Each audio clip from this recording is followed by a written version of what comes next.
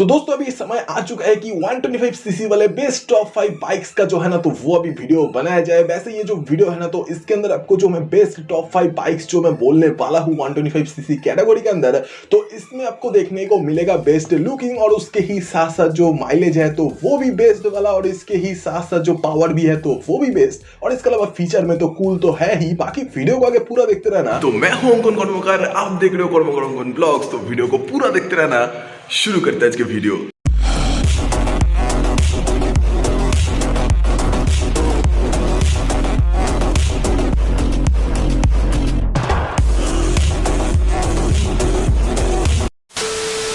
तो दोस्तों अभी टॉप 5 125 सीसी वाला जो बाइक्स है ना तो उसके अंदर हम लोग सबसे पहले जो 5 नंबर पर बाइक है तो उसके बारे में बात करेंगे। वैसे ये जो 5 नंबर पर जो बाइक है ना तो वो है होंडा कंपनी का ही SP 125।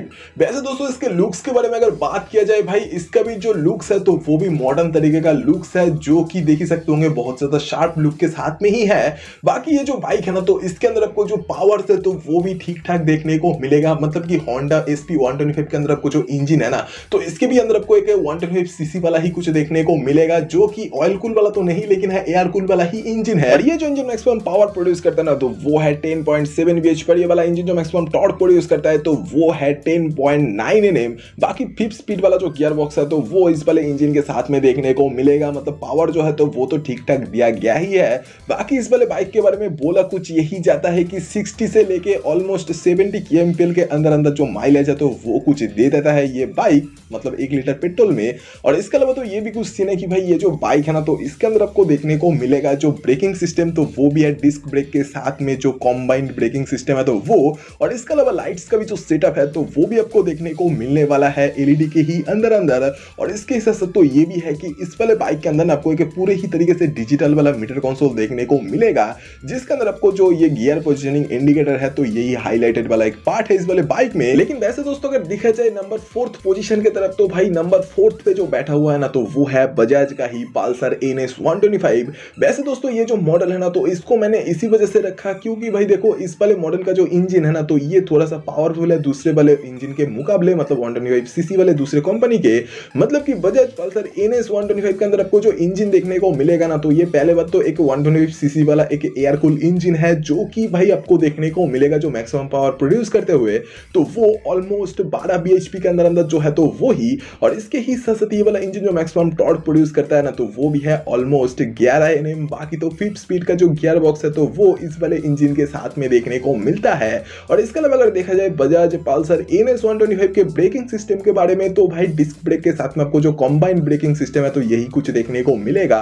बाकी इसके अंदर फीचर्स जो है तो वो उतना कुछ बढ़िया नहीं है। हालांकि ये जो फीचर्स है तो इसके अंदर भाई बहुत जल्दी इंट्रोड्यूस करने वाला है। मतलब ऐसा एक रूमर है कि भाई ये जो गियर पोजिशनिंग इंडिकेटर है तो वो बजाज पल्सर NS 125 के अंदर आपको देखने को मिलेगा। बाकी हाँ अभी के डेट में अगर देखा जाए मीटर कंसोल तो वो पहले की तरह ही एक पुराने स्टाइल का मीटर कंसोल है जो कि सेमी डिजिटल वाला है। और ये जो मीटर कंसोल के अंदर आपको जो फीचर्स के नाम पर दिया गया है ना अभी के डेट में तो वो ओडोमीटर, टिप मीटर और यही सारा कुछ चीजें हैं। और इसके अलावा अगर देखा जाए बजाज पल्सर के ही NS 125 के अंदर लाइट्स का सेटअप तो वो भी भाई हैलोजन और बल्ब्स के ही अंदर अंदर है। वैसे अगर देखा जाए बजाज पल्सर NS 125 के ही लुक्स को, तो भाई NS 125 का जो लुक्स है ना तो ये सच में क्लियर सा लुक है जो कि बहुत ही पुराने समय से चल रहा है और अभी भी बहुत ज्यादा बेहतरीन तरीके से चल रहा है। और मुझे ऐसा लग रहा है कि भाई फ्यूचर में भी और भी ज्यादा काफी ज्यादा बेहतरीन तरीके से चलेगा। बाकी यार लुक्स जो है तो ये तो भाई मॉडर्न है ही। बाकी माइलेज की अगर बात किया जाए तो भाई माइलेज में देखने को मिलता है 40 से लेकर 50 kmpl के अंदर अंदर का बजाज पल्सर NS 125 में। वैसे दोस्तों इस वाले मॉडल के जगह पर मैं रखना चाहता था फीचर्स की वजह से जो हीरो का ग्लैमर है तो उस वाले मॉडल को, लेकिन भाई तब मैंने देखा कि भाई पावर जो है ना तो उस वाले बाइक के अंदर तो वो उतना कुछ मतलब NS की तरह नहीं है, तो इसी वजह से NS को रखा। बाकी अगर देखा जाए 3rd पोजीशन पे कौन बैठा हुआ है तो भाई आपको मैं बोलना चाहूंगा कि 3rd पोजीशन पे बैठा हुआ है न्यूली लॉन्च हुआ हीरो के ही भाई हीरो एक्सट्रीम 125, जो कि लुकिंग वाइज काफी ज्यादा बेहतरीन और फ्रेश न्यू लुक के साथ में है, जो कि भाई यंगस्टर्स को बहुत ज्यादा पसंद तो आएगा ही। साथ में ये जो बाइक का इंजन के अंदर जो पावर भी देखने को मिलेगा ना तो वो भी अभी के डेट में बोला कुछ यही जा रहा है कि 11.5 bhp के अंदर अंदर का जो पावर है तो वही कुछ देखने को मिलेगा। मिलेगा, मतलब ऑलमोस्ट सारा गियर है, bhp जो है तो वो ही। और इसके ही साथ साथ इस वाले इंजन के साथ में आपको जो मैक्सिमम टॉर्क भी देखने को मिलेगा तो वो भी है ऑलमोस्ट 11 Nm। और इसके ही साथ साथ 5 स्पीड वाला जो गियर बॉक्स है तो वो भी इस वाले इंजन के साथ में देखने को मिलेगा। और इसके अलावा तो ये भी कुछ सीन है कि भाई ये जो मॉडल है ना तो इसके अंदर आपको दोनों तरीके का वेरिएंट आता है, मतलब कि एक जो है ना तो वो है भाई टॉप वाला वेरिएंट जिसके अंदर आपको डिस्क ब्रेक के साथ में देखने को मिलता है सिंगल चैनल एबीएस। और इसके अलावा एक और भी वेरिएंट है जो कि कॉम्बाइंड ब्रेकिंग सिस्टम के साथ में आता है। बाकी अगर देखा जाए हीरो एक्सट्रीम 125R के ही भाई माइलेज के तरफ तो वो अभी में कंपनी क्लेम करे कि भाई 60 से लेकर 66 के एमपीएल के अंदर अंदर जो है तो वही कुछ माइलेज देखने को मिलेगा। और इसके अलावा तो ये भी कुछ सीन है कि हीरो एक्सट्रीम 125R वाला जो मॉडल है ना तो इसके अंदर आपको देखने को मिलेगा एलईडी लाइट्स का सेटअप। और इसके अलावा हैजर्ड लाइट वाला जो फीचर है ना तो वो भी कुछ दिया गया है।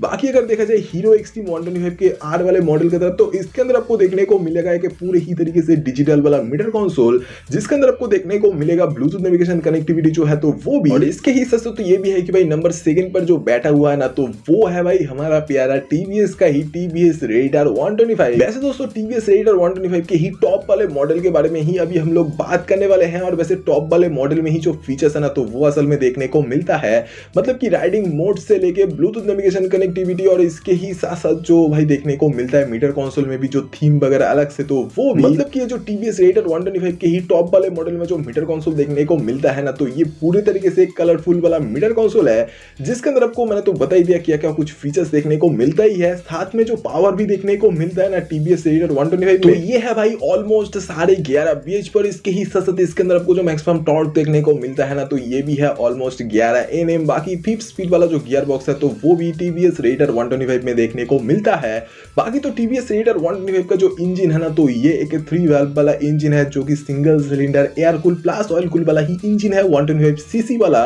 और इसके अलावा अगर देखा जाए टीवीएस रेडियर 125 में और क्या कुछ न्यू देखने को मिला तो भाई बताना चाहूंगा डिस्क ब्रेक के साथ में जो कॉम्बाइंड ब्रेकिंग सिस्टम है तो यही कुछ देखने को मिलता है। और लाइट्स का भी जो सेटअप है तो वो भी मेन वाला जो है तो वो आपको एलईडी के अंदर देखने को मिलेगा। और इसके अलावा अगर देखा जाए टीवीएस रेडियर के ही माइलेज की तरफ तो ये भाई 40 से लेके 50 के एमपीएल के अंदर जो माइलेज है तो वो कुछ प्रोड्यूस करता है। तो यही है भाई नंबर 2 पोजीशन पे। लेकिन भाई फर्स्ट पोजीशन पे जो है ना तो वो है केटीएम का ही केटीएम 125 ड्यूक। और वैसे दोस्तों केटीएम ड्यूक 125 वाला जो मॉडल है ना तो इसके अंदर आपको पहले बात तो जो ब्रेकिंग सिस्टम देखने को मिलता है तो ये भी है भाई डिस्क ब्रेक के साथ में सिंगल चैनल एबीएस का ऑप्शन। और इसके ही साथ साथ जो सस्पेंशन सेटअप भी है ना इस वाले मॉडल का तो वो आपको देखने को मिलने वाला है। सामने यूएसडी फोक्स और पीछे मोनोशॉक एब्जॉर्बर। और इसके अलावा तो ये भी कुछ सीन है कि जो केटीएम ड्यूक 125 वाला मॉडल है तो इसके अंदर आपको एक लिक्विड कूल वाला 4 वाल्व वाला 125 सीसी वाला ही इंजन देखने को मिलेगा सिंगल सिलेंडर का, जो कि मैक्सिमम पावर जो प्रोड्यूस करने वाला है ना तो वो है भाई 14 bhp। और ये वाला जो इंजन मैक्सिमम टॉर्क प्रोड्यूस करता है ना तो वो है भाई 12 Nm का। और इसके ही साथ 6 स्पीड वाला जो गियर बॉक्स है तो वो भी कुछ देखने को मिलेगा इस वाले इंजन के साथ में। हालांकि इसका जो माइलेज है ना तो वो भाई उतना कुछ बढ़िया नहीं है, मतलब कि माइलेज जो है तो वो 30 से लेके 45 के एमपीएल के अंदर जो है तो वही कुछ देखने को मिलता है। और इसके ही साथ ये भी कुछ है कि भाई केटीएम ड्यूक 125 में आपको देखने को मिलेगा जो मीटर कंसोल तो इसके भी अंदर आपको देखने को मिलने वाला है जो कुछ फीचर्स। तो उसके अंदर आपको जो ऑटोमीटर टिप मीटर ये जो सारा कुछ चीज है तो यही कुछ देखने को मिलता है। और गियर पोजिशनिंग इंडिकेटर जो है तो ये भी कुछ दिया गया है। और इसके अलावा अगर देखा जाए केटीएम ड्यूक 125 के ही लाइट्स के सेटअप के बारे में तो भाई लाइट्स का जो सेटअप है तो वो पहले बात तो हैलोजन और बल्ब्स के ही अंदर देखने को मिलता है। तो ये वाला वीडियो आपको कैसा लगा ये कमेंट में बोल दो भाई। और अगर ये वाला वीडियो आपको पसंद आया तो please like share and subscribe करते हुए जाना। और सब्सक्राइब करने के लिए इसलिए बोलता हूँ क्योंकि सब्सक्राइब करने से आप लोग ऐसे ही तरीके का और भी कई सारे कुछ वीडियोस हर दिन देख सकते हो इस वाले चैनल पर। तो वीडियो देखने के लिए शुक्रिया। अगली बार फिर से मुलाकात होगा दोबारा। Thank you guys.